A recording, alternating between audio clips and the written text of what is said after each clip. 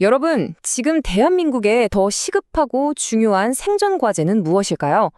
눈앞으로 다가온 인공지능 AI 시대에 대비하는 걸까요? 아니면 해마다 심각해지는 기후 위기에 대응하는 걸까요? 오늘 이 아주 근본적인 질문을 한번 깊게 파고들어 보겠습니다. 이 논쟁의 핵심을 제대로 이해하기 위해서 저희는 르몽드 디플로마티크 한국어판에 실린 아주 날카로운 분석 기사 한 편을 가져왔습니다. 이 글을 쓰신 분은 바로 권호성 팀장님인데요.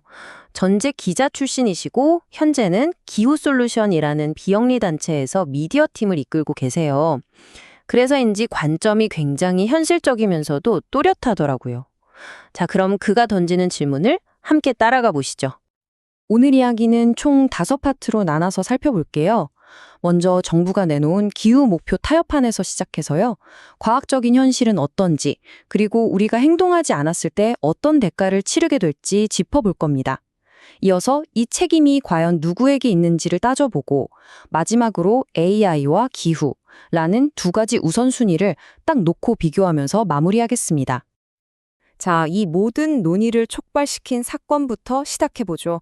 바로 우리나라의 새로운 2035년 기후 목표에 대한 이야기입니다. 최근에 정부가 2035년까지 우리나라 온실가스를 얼마나 줄일 건지 그 목표치를 제안했습니다. 53%에서 61% 사이로 감축하겠다는 내용이었죠. 정부 입장은 이렇습니다. 산업계에서는 48% 줄이는 것조차 너무 힘들다고 하니까 여러 상황을 고려해서 내린 현실적인 선택이었다는 거죠. 하지만 기사의 저자는 바로 이 지점을 파고듭니다. 그건 어디까지나 산업계의 현실일 뿐 지구가 따르는 과학의 현실은 아니라는 겁니다. 바로 이 부분이 이 기사의 핵심 주장으로 이어지는데요. 한번 보시죠. 정치는 타협할 수 있어도 과학은 타협의 대상이 아니라는 겁니다. 정말 인상적인 문장이죠. 권호성 팀장은 말합니다.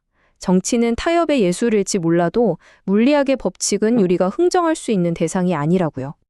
그럼 우리가 따라야 할 과학적인 기준은 어디서 오는 걸까요? 바로 IPCC, 그러니까 유엔 산하의 기후변화에 관한 정부 간 협의체입니다.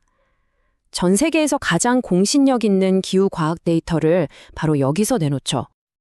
자, 이 표를 보시면 그 차이가 확 느껴지실 겁니다. IPCC가 과학적으로 계산해 보니까 지구 온도 상승을 1.5도 아래로 막으려면 2035년까지 최소 60에서 65%는 줄여야 한다는 거예요. 이게 바로 과학의 숫자입니다. 그런데 우리나라의 현실적이라는 타협안을 따르면 어떻게 될까요? 우리 미래는 2.1도에서 3.5도까지 오르는 훨씬 더 뜨겁고 위험한 세상이 될 거라는 거죠. 이게 그냥 숫자만 올라가는 게 아닙니다. 2, 3도만 더 올라도요, 우리가 겪는 극한 폭염이 지금보다 4배에서 6배는 더 잦아진다는 거고요. 아시아 일부 지역은 아예 사람이 살 수 없을 정도로 더워질 수 있대요.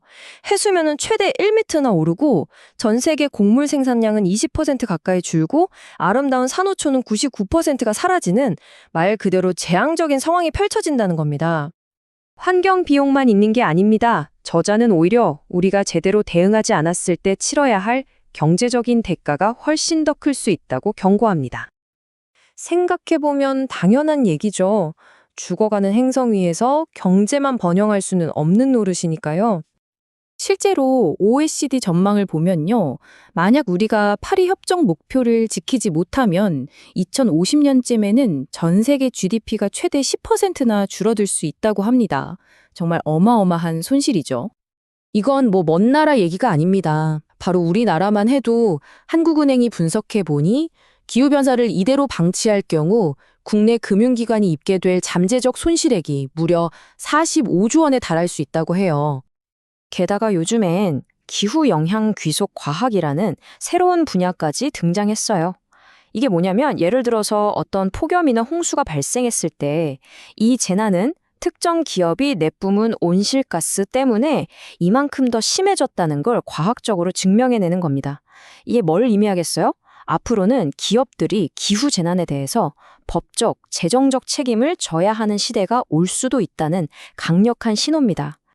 자, 이쯤 되면 꼭 나오는 질문이 있죠. 우리나라 하나 잘한다고 세상이 바뀌나? 하는 생각 말이에요. 맞아요. 우리나라의 총 온실가스 배출량이 전 세계의 1.4% 정도니까 우리가 아무리 노력해도 사실 티도 안 난다고 주장하는 분들도 계십니다. 그런데 저자가 이 주장을 정말 기가 막히게 반박합니다. 우리나라의 탄소 배출량 비중이 1.4%인데요. 이게 우리나라가 전 세계 GDP에서 차지하는 비중 1.6%랑 거의 똑같다는 거예요.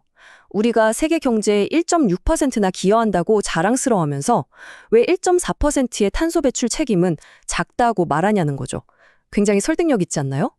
오히려 저자는 이걸 기회로 봐야 한다고 말합니다. 야심찬 감축 목표를 세우는 게 부담이 아니라 이걸 계기로 기술 혁신을 이끌고 전 세계에 녹색 금융 투자를 유치해서 EU나 미국처럼 미래 산업 경쟁력을 확보하는 전략적인 발판으로 삼아야 한다는 거죠. 자, 이제 이 기사의 하이라이트입니다. 정부가 지금 어디에 더 집중하고 있는지를 아주 극명하게 보여주는 비교가 나오거든요. 저자는 최근에 있었던 대통령의 한 주요 정책 연설을 분석했습니다. 국가의 우선순위가 어디에 있는지 들여다본 거죠. 결과는 정말 놀랍습니다. 그 연설에서 인공지능이라는 단어는 28번이나 언급됐습니다. 그럼 기후 위기는 몇 번이나 나왔을까요? 단 한 번도 나오지 않았습니다. 0번이었어요. 바로 이 지점이 핵심입니다. AI 대전원, 물론 중요하죠. 하지만 그걸 쌓아 올릴 안정적인 기후라는 기반이 없다면 그 모든 게 다 사상누각이 될 수 있다는 겁니다. 기반이 무너지는데 어떻게 그 위에 멋진 집을 짓겠어요? 그래서 기사는 우리에게 마지막으로 이런 묵직한 질문을 던지면서 끝을 맺습니다. AI의 미래는 그토록 강조하면서 정작 기후위기에는 침묵하는 모습이 과연 미래 세대의 안전과 행복을 보장해야 한다는 헌법 정신을 제대로 실현하고 있는 것일까요? 여러분의 생각은 어떠신가요?